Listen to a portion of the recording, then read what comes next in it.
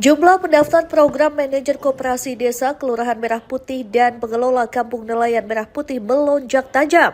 Memasuki hari kelima pendaftaran pada Senin pagi 20 April 2026, pendaftar menembus angka 383.830 orang, terdiri dari 220.364 untuk posisi manajer koperasi desa Kelurahan Merah Putih dan 64.000 sebagai pengelola Kampung Nelayan Merah Putih. Jumlah ini jauh melampaui kebutuhan 35.476 tenaga kerja yang disiapkan pemerintah.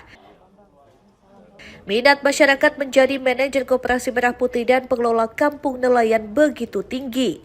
Tingginya antusiasme masyarakat sempat membuat sistem pendaftaran mengalami gangguan karena lonjakan akses yang sangat besar. Menteri Koordinator Bidang Pangan Zulkifli Hasan menyatakan proses rekrutmen dibuka pada Rabu 15 April 2026 berjalan terbuka dan profesional serta berbasis kompetensi sehingga seluruh peserta mendapat perlakuan yang adil serta profesional. Jadi yang sudah mendaftar totalnya 383.830. Bahwa ini kita nyatakan memang pendaftaran terbuka, transparan, jujur, dan tidak ada yang menjamin bisa diterima. Ya, terbuka apa adanya saja. Jadi sudah 383.830 terdiri dari 220.364 untuk koperasi desa, 64.000 kampung nelayan. Tapi ini yang hari ini, yang per posisi hari ini 10.30 kan berkembang terus. Tadi totalnya 383.830. Yang satu hari yang lalu 284.393. Dalam tahap pertama ini, pemerintah membuka 35.476 formasi pegawai BUMN terdiri dari 30.000 manajer koperasi desa Kelurahan Merah Putih di bawah PT Agrinas Pangan Nusantara. Sedangkan 5.476 pengelola Kampung Nelayan Merah Putih di PT Agrinas Jaladri Nusantara. Peserta yang lolos akan menjadi pegawai BUMN dengan skema perjanjian kerja waktu tertentu atau PKWT yang berlaku dan disesuaikan dengan regulasi. Pengumuman hasil seleksi ditargetkan rampung pada Juni 2026. Program ini menjadi salah satu proyek prioritas pemerintah ditujukan memperkuat kelembagaan ekonomi desa sehingga penempatan sumber daya manusia dinilai harus tepat agar implementasi berjalan optimal. Dari Jakarta, Galuh Anggara, Berita Nasional TV.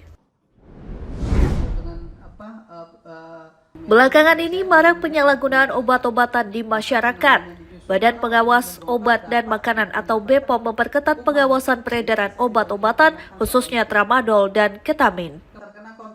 Kepala BPOM Taruna Ikrar menerangkan penyalahgunaan obat keras seperti tramadol dan ketamin dinilai semakin mengkhawatirkan. Obat-obatan ini dilaporkan digunakan tidak sesuai peruntukan mulai dari tempat hiburan hingga aktivitas non-medis seperti tato. BPOM menegaskan akan turun langsung ke lapangan, tidak hanya menyasar apotek, tetapi juga toko obat dan gerai diduga menjual obat secara tidak tepat. Dalam proses penindakan, BPOM mengakui ada tekanan dan teror di lapangan. Namun, pengawasan akan tetap dilakukan dengan berkoordinasi bersama pihak kepolisian. Selain itu, BPOM juga menyorot penyalahgunaan obat dalam bentuk lain, termasuk campuran dalam rokok atau cairan vape. Hal itu disampaikan Taruna Ikrar usai rapat dengar pendapat bersama Komisi 9 di Kompleks Parlemen Senayan, Jakarta Pusat, Senin 20 April 2026. Menurut Taruna Ikrar, marak penyalahgunaan obat-obatan menjadi perhatian serius pemerintah karena berkaitan langsung dengan zat adiktif, berpotensi membahayakan kesehatan publik.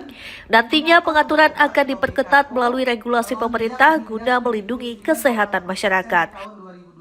Berupa maraknya pemanfaatan obat tertentu, contohnya tramadol, kemudian yang berikutnya yang berhubungan dengan vape, tobacco dan sebagainya yang merupakan zat-zat adiktif tadi. Tentu kami akan melaksanakan masukan dari Komisi 9 tadi untuk dua hal. Pertama, kami akan membuatkan aturan yang lebih tegas yang berhubungan dengan obat-obat tertentu. Kemudian yang kedua tentu berdasarkan kewenangan Badan POM akan melaksanakan pengawasan yang lebih ketat terhadap obat-obat tertentu tadi. Dari Jakarta, Natasha Alko, Ade Chandra, Berita Nasional TV. Saya yakin ini akan menjadi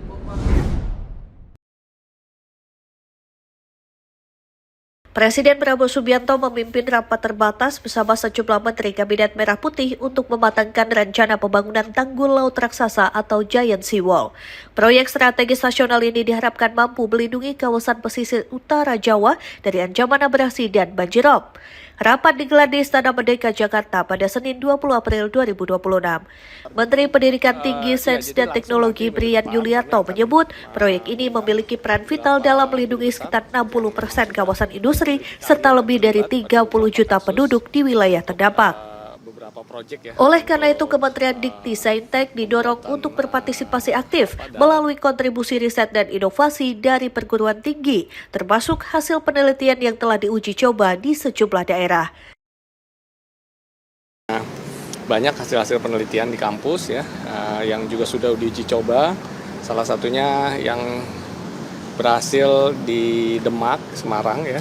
Itu juga nanti kita diminta berpartisipasi aktif. Jadi dosen-dosen yang selama ini penelitian-penelitian yang ada di kampus yang mendukung untuk percepatan dan menjadi lebih efisien tentang pengembangan Giant Seawall itu diminta untuk terlibat. Sebagai tindak lanjut, Kementerian Dikti Saintek akan mengundang para guru besar dan pakar untuk terlibat dalam pengembangan proyek termasuk dalam aspek reklamasi dan pengembangan daratan. Para akademisi tidak hanya memberikan kajian teknis, namun juga akan dilibatkan langsung dalam tim pelaksana, dipimpin Kepala Badan Otorita Pengelola Pantai Utara Jawa. Tim Liputan Berita Nasional TV. Ya, soal Giant Seawall masih dalam tahap perencanaan. Wakil Menteri Kelautan dan Perikanan sekaligus Kepala Badan Pengelola Pantai Utara Jawa, Didit Herdiawan Asyaf, menyampaikan proyek Giant Seawall saat ini masih berada dalam tahap perencanaan. Pemerintah terus melakukan pendalaman terhadap berbagai aspek, terutama yang berkaitan dengan teknis konstruksi dan kesiapan sumber daya. Didit menjelaskan perhitungan waktu pembangunan masih terus dikaji, seiring dengan ketersediaan sumber daya di dalam negeri. Pemerintah berupaya memaksimalkan potensi yang ada, termasuk memperhatikan aspek lingkungan dengan memanfaatkan material dan pengelolaan limbah yang relevan dalam proses pembangunan. Ya, soal Giant Seawall masih dalam tahap perencanaan dan kita akan mendalami lagi untuk kegiatan-kegiatan yang ada kaitannya dengan konstruksi. Gitu aja. Ada keputusan baru nggak Pak? Belum. Target pembangunan juga target pembangunan ya dalam waktu yang belum ditentukan, tapi paling tidak bisa dipercepat. Oh, mungkin tadi bicara soal investasinya Pak? Oh, belum. Mulai kapan sih Pak realisasi rencana? Rencana dari hasil hitungan masih dihitung waktunya. Karena kan berkaitan sama resources yang ada di Indonesia, kita manfaatkan semua. Jadi salah satu yang utama adalah kita bisa memanfaatkan soal lingkungan. Jadi kita absorb hal-hal yang ada kaitannya dengan waste. Pemerintah menegaskan percepatan proyek Giant Seawall tidak hanya berfokus pada kecepatan, namun juga kualitas perencanaan. Kolaborasi antara pemerintah, akademisi, dan pelaku industri dinilai menjadi kunci agar proyek ini kuat secara teknis, efisien secara ekonomi, serta berkelanjutan bagi lingkungan. Tim Liputan Berita Nasional TV.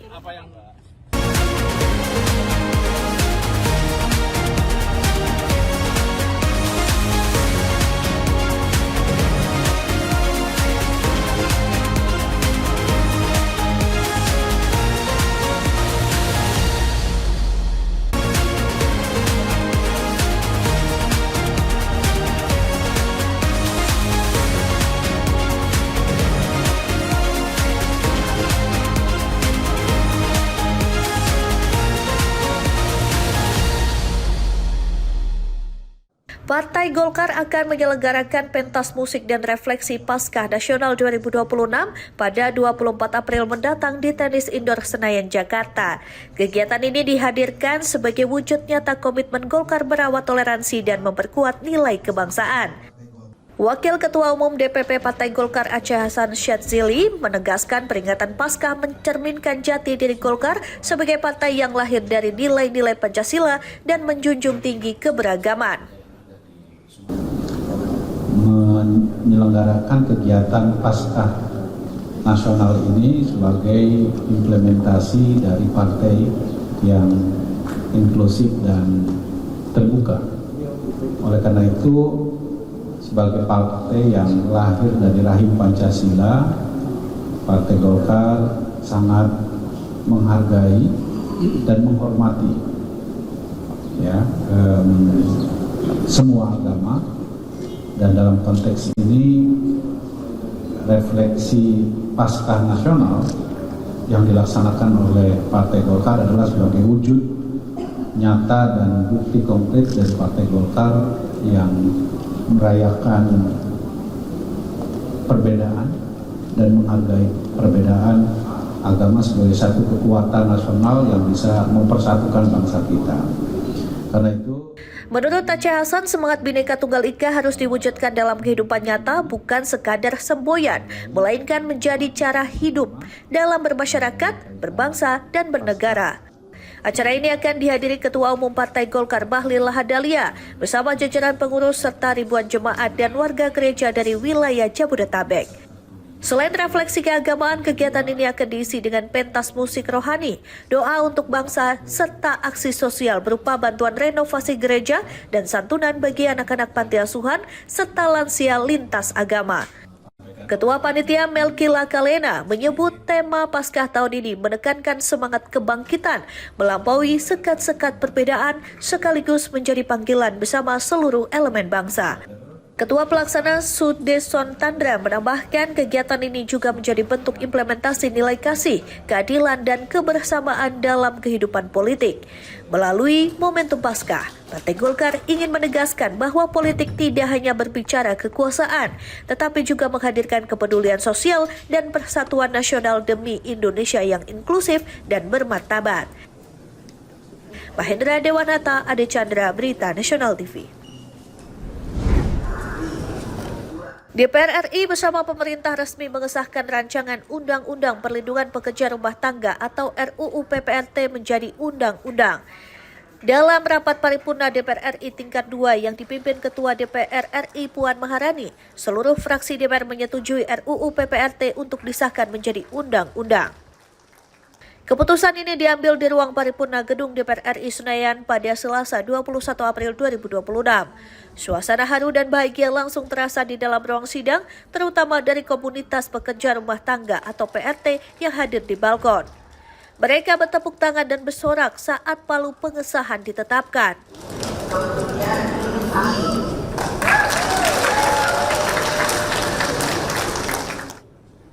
Menteri Hukum Supratman Andi Aktas menegaskan dengan disahkan undang-undang ini, pemerintah wajib memberikan perlindungan dan pengawasan terhadap pekerja rumah tangga, termasuk memberi kepastian hukum bagi pemberi kerja. Undang-undang ini terdiri dari 12 bab dan 37 pasal yang mengatur mekanisme rekrutmen, hak atas jaminan kesehatan dan ketenagakerjaan, serta akses pendidikan vokasi bagi PRT. Seluruh proses pembahasan RUU dilakukan secara intensif, melibatkan 8 fraksi DPR dan berbagai kementerian termasuk Kementerian Ketenagakerjaan, PPPA, Hukum, Dalam Negeri, dan Sekretariat Negara. Pemerintah pusat dan daerah juga diberi tanggung jawab dalam pengawasan, termasuk melibatkan RT dan RW untuk mencegah kekerasan terhadap PRT. Pengesahan ini menjadi momentum penting bagi perlindungan pekerja rumah tangga di Indonesia, sekaligus menandai akhir dari perjuangan panjang yang telah berlangsung selama 2 dekade lebih. Restu Wulandari, Anggada Agung, Berita Nasional TV.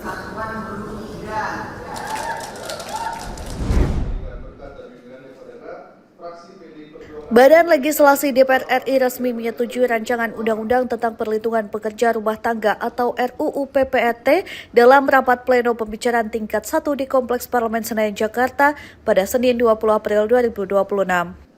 Keputusan ini menjadi langkah penting dalam proses legislasi untuk memberikan payung hukum bagi pekerja rumah tangga di Indonesia. Setelah disetujui di tingkat 1 RUU PPRT, selanjutnya dibawa ke pembicaraan tingkat 2 untuk pengambilan keputusan dalam rapat paripurna DPR pada Selasa 21 April 2026. Proses ini menjadi tahap akhir sebelum RUU tersebut resmi disahkan menjadi undang-undang. Rapat pleno dipimpin Wakil Ketua DPR RI Sufmi Dasko Ahmad yang menyampaikan bahwa agenda rapat kerja Balik adalah pengambilan keputusan atas hasil pembahasan RUU PPRT. Seluruh fraksi di DPR turut menyampaikan pandangan masing-masing dan pada akhirnya sepakat menyetujui RUU PPRT. Setelah mendengarkan pendapat fraksi dan pemerintah, pimpinan rapat meminta persetujuan forum untuk melanjutkan RUU ke tingkat berikutnya. Seluruh peserta rapat menyatakan setuju, ditandai dengan ketukan palu oleh pimpinan rapat. Setelah bersama-sama kita mendengarkan pendapat, pandangan fraksi-fraksi dan pemerintah.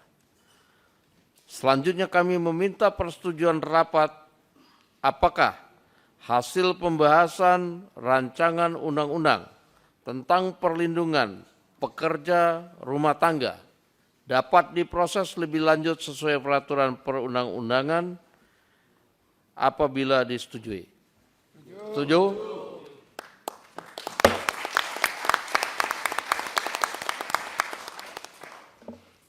Dengan demikian, RUU PPRT resmi dibawa ke rapat paripurna untuk penetapan lebih lanjut. Dari Jakarta, Ajeng Tiara Mahendra Dewanata, Berita Nasional TV.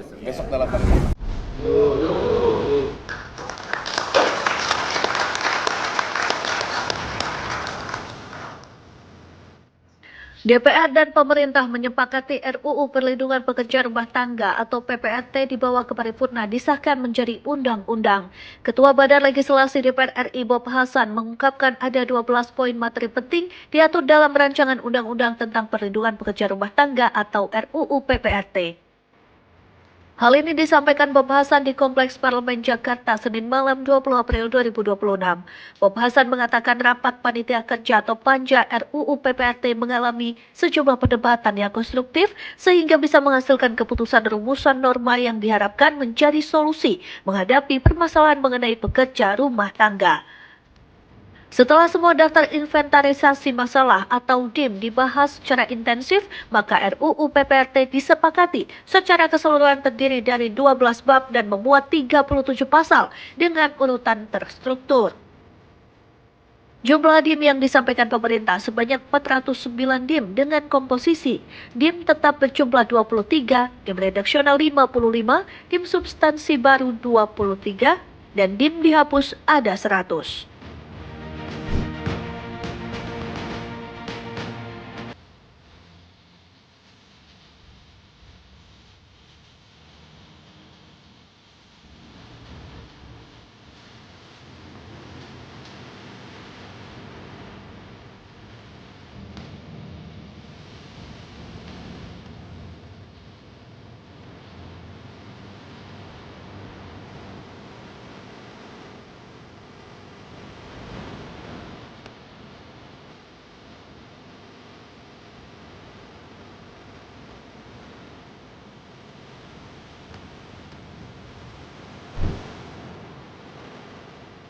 Sebelumnya, DPR dan pemerintah menyepakati RUU Perlindungan Pekerja Rumah Tangga PPRT segera dibawa ke paripurna disahkan menjadi undang-undang.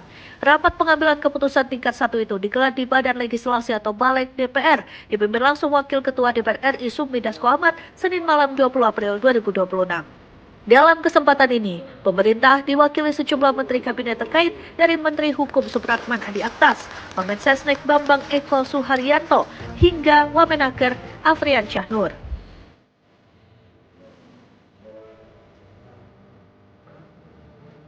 Kami diberikan oleh masyarakat PR untuk menyelesaikan beberapa undang-undang yang juga kami sudah janjikan kepada masyarakat. Hari ini kami menyelesaikan rancangan undang-undang pekerja rumah tangga yang sudah 22 tahun kami selesaikan, dan masih ada beberapa undang-undang seperti undang-undang masyarakat adat yang juga sudah 20 tahun sedang kami dengan teman-teman Balik dan pemerintah juga akan selesaikan. Dan masih ada Undang-Undang Perlindungan Saksi dan Korban, Undang-Undang Tenaga Kerja yang kita juga sudah mulai bahas, dan Undang-Undang Perampasan Aset. Nah, sehingga insya Allah tahun ini mungkin kita akan selesaikan beberapa yang sudah kita memang jadi PR. Rapat didahului dengan pandangan mini 8 fraksi yang hadir. Dalam pandangannya sebanyak 8 fraksi secara bulat menyetujui RUU PPRT untuk segera disahkan menjadi undang-undang dalam rapat paripurna terdekat. Tim Liputan, Berita Nasional TV.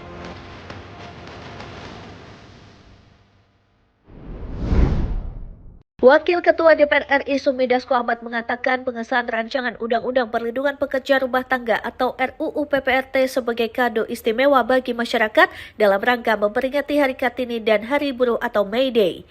Hari Kartini diperingati setiap tanggal 21 April, sedangkan Hari Buruh diperingati setiap tanggal 1 Mei. Lebih jauh, Dasko menjelaskan pengesahan RUU PPRT merupakan upaya DPR menuntaskan janji kepada publik setelah proses pembahasannya memakan waktu panjang, yakni 22 tahun. Selain RUU PPRT, Dasko menegaskan DPR berkomitmen segera merampungkan sejumlah rancangan undang-undang atau RUU lain menjadi pekerjaan rumah bagi lembaganya tahun ini. Hal ini disampaikan Sumi Dasko Ahmad saat ditemui di Kompleks Parlemen Jakarta, Senin malam 20 April 2026. Ya, yang pertama tadi tentunya apa yang disepakati ini kan kami sudah menerima partisipasi publik yang banyak, termasuk semua elemen yang berkepentingan, sehingga kemudian terjadilah rancangan undang-undang ini kemudian dibahas.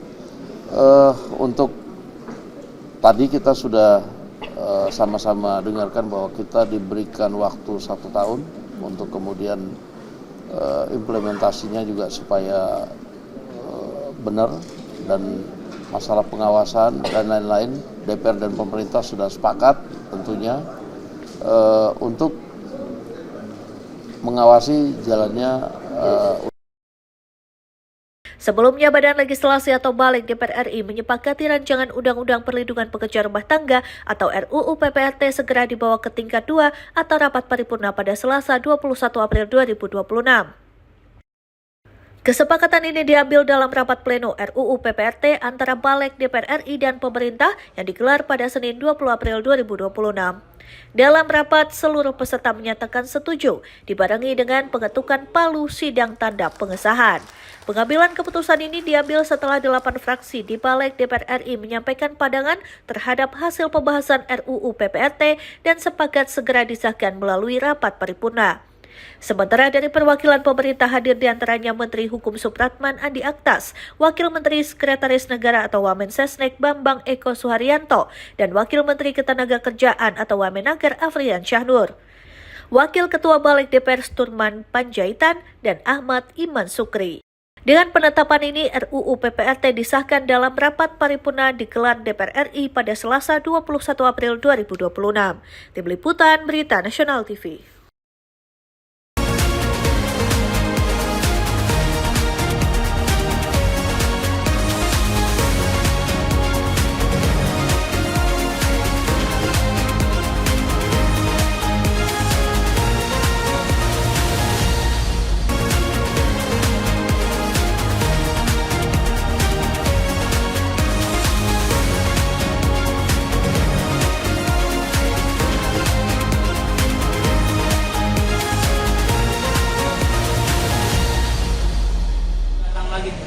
Datang berapa banyak? Sejumlah konsumen mengeluhkan lonjakan harga bright gas non-subsidi yang dinilai terlalu tinggi dan memberatkan ekonomi rumah tangga serta usaha kecil. Di salah satu agen gas yang berlokasi di kawasan Jalan Nusantara, Pancoran Mas, Kota Depok, Jawa Barat, kenaikan harga terlihat sangat signifikan. Di agen ini, harga gas LPG ukuran 12 kg yang semula dijual dengan harga Rp212.000 kini meroket menjadi Rp258.000.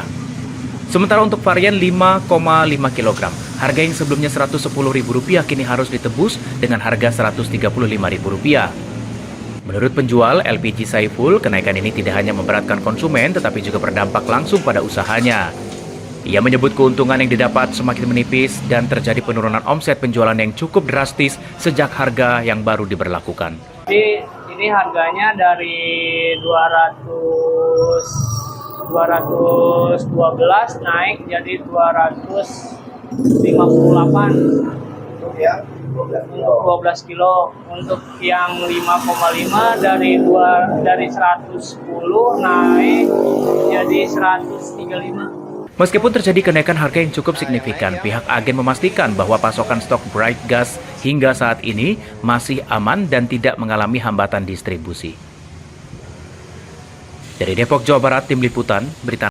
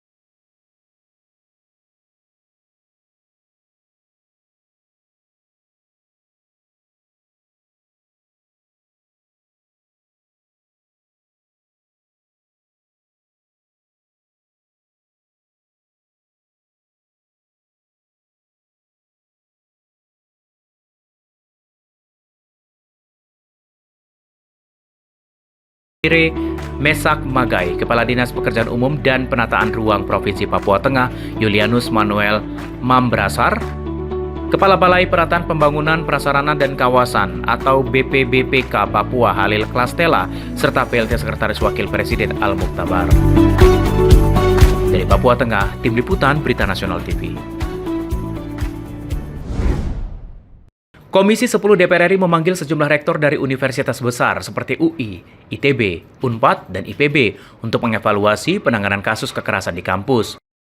Pemanggilan ini dilakukan menyusul meningkatnya kasus kekerasan baik verbal, fisik, maupun kekerasan seksual yang terjadi di lingkungan akademik. Wakil Ketua Komisi 10 DPR RI Lalu Hadrian Irvani menjelaskan kasus kekerasan di kampus terus meningkat sejak tahun 2022 hingga 2026. Banyaknya kasus baru terungkap setelah menjadi viral di media sosial serta memicu perhatian publik dan DPR.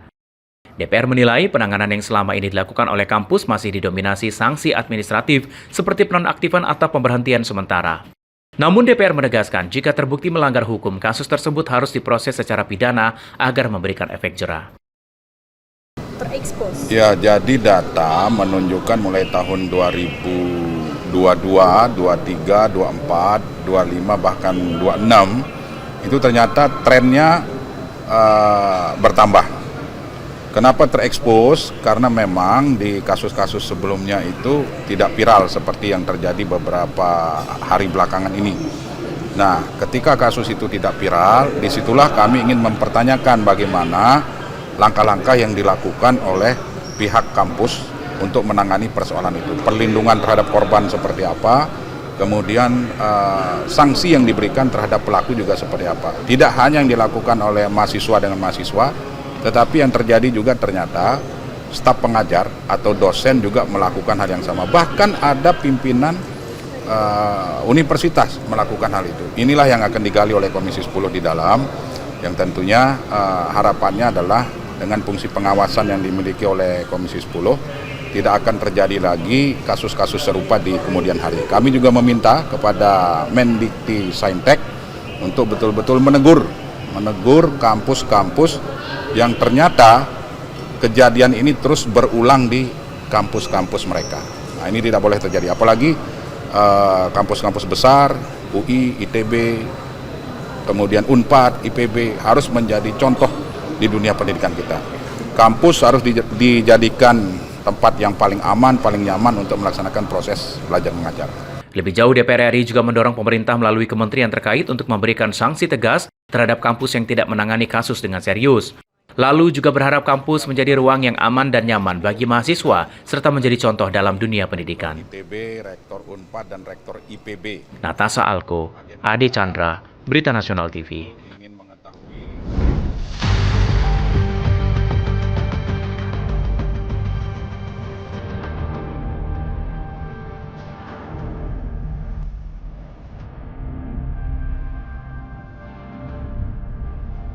Seperti inilah video amatir warga yang menunjukkan sebuah mobil travel melaju secara ugal-ugalan dan membahayakan pengendara lain di tol Padalenyi Sabtu kemarin. Dalam video awalnya, travel tersebut diduga hendak menyalip sebuah mobil hingga terjadi gesekan. Bahkan gesekan kedua hampir mengakibatkan mobil yang disalipnya hampir terprosok ke samping tol. Pihak travel mengaku kasus ini masih didalami pihak kepolisian dan perusahaan yang telah melaporkan dugaan pelanggaran perilaku pengemudinya. Bahkan pihak travel menegaskan jika pengemudi wajib mematuhi aturan ketat perusahaan, jika terbukti bersalah tentu sanksi berat menantinya. Maka untuk kronologi lengkap masih menunggu hasil penyelidikan polisi. Nama saya Acep Kamaludin, selaku driver Bhinneka Sangkuriang.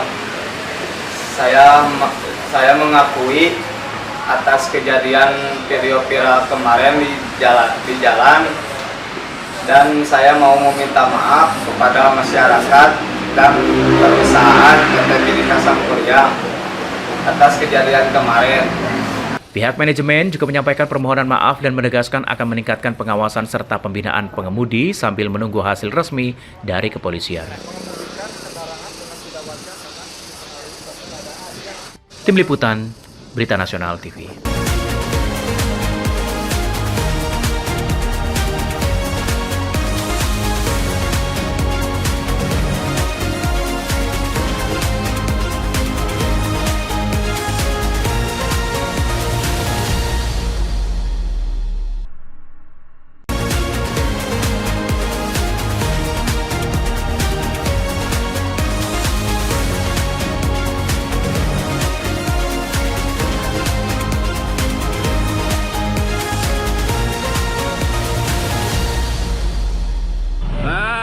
Akhirnya ketangkep bulenya tuh. Bulenya ketangkep. Akibat musuh orang di Pura Demak. Inilah unggahan video viral media sosial yang memperlihatkan saat belasan warga mengamankan seorang warga negara asing. Belakangan diketahui bule tersebut berinisial RK 25 tahun. Pria berkewarganegaraan Prancis tersebut diamankan warga setempat usai menganiaya seorang warga lokal di salah satu pusat kebugaran di kawasan Jalan Pura Demak, Denpasar. Kasih Humas Polresta Denpasar Ibtu I Gede Adi Saputrajaya membenarkan insiden tersebut. Sesungguhnya antara pelaku dan korban tidak saling kenal, namun tanpa interaksi pelaku tiba-tiba menghampiri korban lalu melayangkan pukulan bertubi-tubi. Petugas tidak menemukan adanya senjata tajam dan pelaku mengaku menganiaya korban dengan tangan kosong. Kasus ini kini ditangani jajaran Polsek Denpasar Barat. Pura Demak 1 Denpasar Barat. Kejadian itu hari Rabu 15 April 2026 sekira pukul 08.00 di mana korban inisial Gusti pada saat itu sedang melaksanakan kegiatan beraktivitas seperti biasa di gym, olahraga, dan tiba-tiba datang ya yang diduga ya inisial RK itu warga negara Prancis. Ya, tiba-tiba datang memegang pundak dari si korban dan langsung memukul tanpa alasan sebab yang pasti. Nah, ini akhirnya ketangkap bulenya tuh. Unit Reskrim Polsek Denpasar Barat masih terus menggali keterangan dari pelaku, termasuk motif yang melatar belakangi tindakan nekatnya tersebut. Dari Denpasar Barat, Bali, Tim Liputan Berita Nasional TV.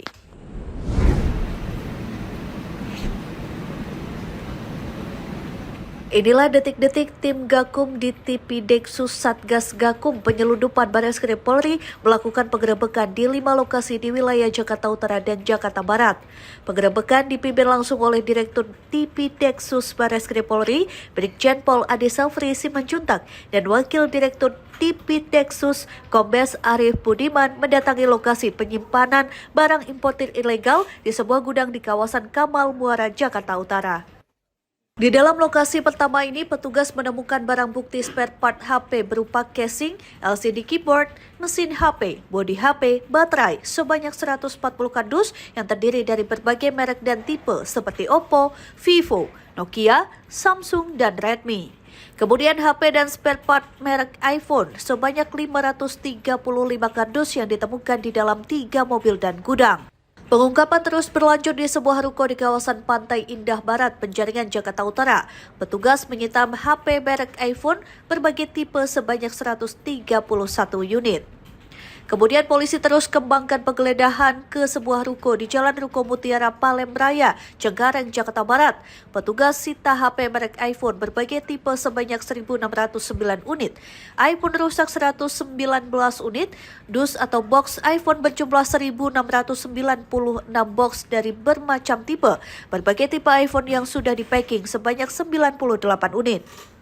Kemudian 580 buah kabel charger roll, 3 unit alat charger dan 94 unit kabel charger, alat packing 5 unit dan 125 lembar stiker box HP. Tidak sampai di situ, petugas juga menggeledah sebuah ruko di Jalan Boulevard Raya, Cengkareng, Jakarta Barat. Di sana petugas menyita kemasan HP iPhone berbagai tipe sebanyak 980 unit dan kemasan berbagai merek Vivo, Oppo, Samsung, Redmi sebanyak 650 unit. Dan untuk lokasi kelima dalam pengungkapan ini, polisi juga menggeledah sebuah gudang di Citea Garden, Kalideres, Jakarta Barat. Di sana, petugas menyita HP rusak 289 unit dan iPhone 13 sebanyak 192 unit. Dari hasil penggeledahan di 5 lokasi tersebut, Satgas Barreskrim menyita 4.000 lebih unit ponsel ilegal berbagai merek. Sementara itu belum diketahui perkiraan kerugian negara akibat importisasi ilegal dugaan tindak pidana penyelundupan handphone tersebut. Dari Jakarta, Tim Liputan Berita Nasional TV. Alhamdulillah bahwa acara KWP ini Ketua DPR RI Puan Maharani menyampaikan apresiasi kepada Koordinatoriat Wartawan Parlemen atas terselenggaranya ajang KWP Awards 2026. Menurut Puan, kegiatan ini bukan sekedar seremonial, melainkan momentum penting untuk merefleksikan hubungan antara lembaga legislatif, media, dan masyarakat. Puan menegaskan, Parlemen tidak dapat bekerja sendiri tanpa dukungan dan partisipasi publik yang salah satunya disalurkan melalui peran media. Ia menilai wartawan parlemen memiliki peran strategis sebagai penghubung antara kebijakan yang dibuat oleh lembaga legislatif dengan pemahaman masyarakat. Dalam era digital ini, Puan juga mengingatkan tantangan besar yang dihadapi dunia jurnalisme, mulai dari maraknya hoax hingga informasi yang tidak utuh. Oleh karena itu, ia menekankan pentingnya jurnalisme yang tidak hanya cepat, namun juga akurat, mendalam, dan mampu memberikan konteks yang jelas kepada masyarakat. Puan berharap wartawan parlemen terus menjaga profesionalisme dan integritas dalam menyampaikan informasi demi mendukung terwujudnya demokrasi yang sehat. ya alhamdulillah bahwa acara KWP ini semoga bisa menjadi jembatan antara gedung parlemen dengan dunia jurnalisme untuk bisa menyampaikan hasil-hasil yang sudah dilakukan oleh parlemen. Ya, bukan hanya DPR tapi MPR, DPD, sehingga kebijakan-kebijakan itu bisa disampaikan melalui bahasa keseharian rakyat sehingga rakyat paham isi dari semua kebijakan yang kita lakukan. Khususnya jangan sampai kemudian ada kesalahpahaman bahwa apa yang kami lakukan itu memang betul-betul sesuai dan tentu saja menjadi jembatan bahwa jangan sampai kemudian ada kesalahpahaman, apalagi di era digital seperti ini banyak sekali berita hoaks, berita yang kontennya itu kemudian dipotong-potong sehingga menimbulkan salah persepsi di masyarakat. Jadi selamat kepada koordinatoriat parlemen yang ada menyelenggarakan acara ini. Semoga acara ini bukan hanya merupakan acara seremonial namun bermanfaat bagi kita semua. Dari Jakarta, Natasha Alko, Anggada Agung, Berita Nasional TV.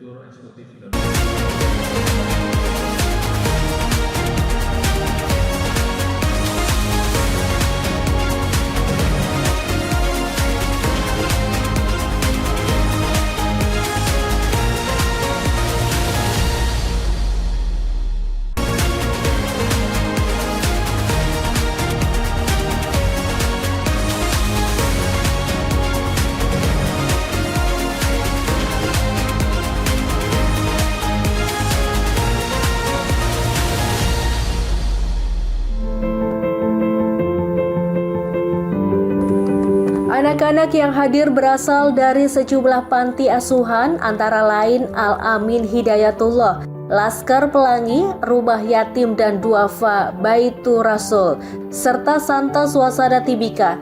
Kegiatan sederhana ini menjadi ruang hangat bagi mereka untuk merasakan perhatian sekaligus semangat baru dalam belajar. Langkah ini selaras dengan arahan Presiden Prabowo Subianto yang menekan pentingnya kehadiran negara dalam menjangkau kelompok rentan sekaligus memastikan setiap anak Indonesia memiliki akses pendidikan yang layak. Begitu tiba, Wapres tak sekedar menyapa. Ia mendampingi anak-anak memilih kebutuhan sekolah dari buku tulis, pena hingga krayon sambil berbincang ringan. Tawa dan antusiasme anak-anak memenuhi sudut toko. Rasa haru juga disampaikan Kepala Panti Asuhan Santa Swasana Tibika, Magdalena Emanunang. Ia melihat kebahagiaan anak-anak yang sulit diungkapkan dengan kata-kata. Ia pun berharap perhatian serupa bisa terus berlanjut termasuk dukungan terhadap fasilitas panti asuhan agar anak-anak dapat tumbuh dan belajar dalam lingkungan yang lebih baik. Dari Timika, Papua Tengah, Tim Liputan Berita Nasional TV.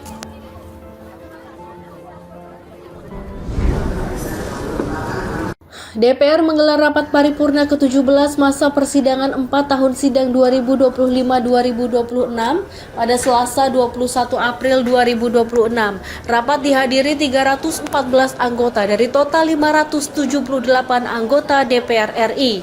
Rapat paripurna berlangsung di Gedung Nusantara 2 MPR DPR DPD Senayan, Jakarta Pusat pada Selasa 21 April 2026. Sidang sendiri dipimpin Ketua DPR Puan Maharani.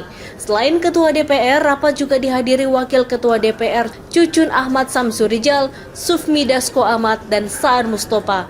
Sebelum sidang dimulai, Ketua DPR bawajakan daftar hadir anggota. Agenda rapat kali ini meliputi pengambilan keputusan terhadap RUU Perlindungan Saksi dan Korban, serta RUU Perlindungan Pekerja Rumah Tangga. DPR juga mendengarkan pidato Ketua DPR pada masa penutupan masa persidangan 4 tahun sidang 2025-2026. Dari Jakarta, Restu Wulandari, Anggada Agung, Berita Nasional TV. It marks the latest fatal incident involving UN forces in Lebanon. Perkembangan situasi keamanan di wilayah misi perdamaian internasional kembali menjadi perhatian. Kondisi ini menuntut antisipasi dan langkah cepat dari pemerintah untuk menjamin keselamatan personil Indonesia di luar negeri. Ketua DPR RI Puan Maharani usai rapat paripurna ke-17 masa persidangan 4 tahun sidang 2025-2026 di Kompleks Parlemen Senayan, Jakarta 21 April 2026 menegaskan perlunya evaluasi menyeluruh terhadap kesiapan pasukan dan logistik. Puan menekankan pemerintah dan stakeholder harus segera melakukan evaluasi menyeluruh, terutama terkait kesiapan logistik, perlindungan dan keamanan pasukan di wilayah konflik. Dengan situasi geopolitik yang seperti ini, apapun kita harus bisa menjaga keselamatan seluruh warga negara Indonesia yang ada di luar negeri, termasuk pasukan TNI yang kita tugaskan di garda terdepan di tempat-tempat yang kita tugaskan. Jadi bagaimana kesiapan, kemudian kesiapan logistik, kesiapan pasukan, dan lain-lain sebagainya. Karenanya pemerintah, stakeholder harus bisa menjamin, mengevaluasi apakah keselamatan tersebut kemudian perlu dilengkapi, disiapkan, atau kemudian mengevaluasi.